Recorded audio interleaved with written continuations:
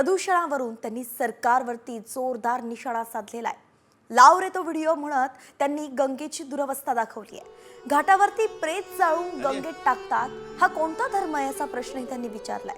तर आपल्या देशात नद्या मोठ्या प्रमाणावरती दूषित झाल्याचंही ते म्हणाले। गंगा प्रदूषणावरून राज ठाकरेंनी सरकारवरती चांगलाच हल्लाबोल केलाय।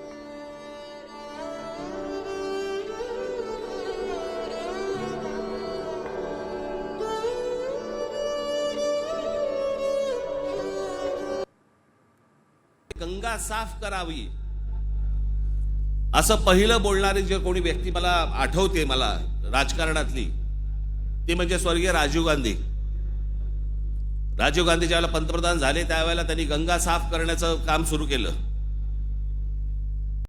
कॉमस्कोर नुसार आता isakal.com आहे देशातील नंबर 1 ची मराठी न्यूज वेबसाईट। प्रत्येक अपडेटसाठी isakal.com ला नक्की भेट द्या।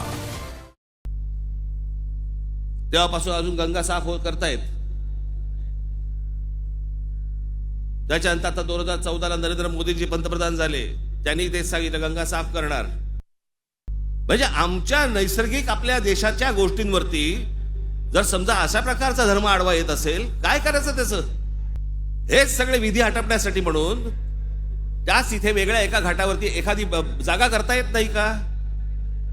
या सगळ्या नद्यांवरचे जे काही मधले भाग आहेत, इतके गलिच्छ आहेत, इतके गलिच्छ। आणि या नद्या बर्बाद कोण करतोय? आपणच करतोय। कशाच्या नावाखाली? धर्माच्या नावाखाली।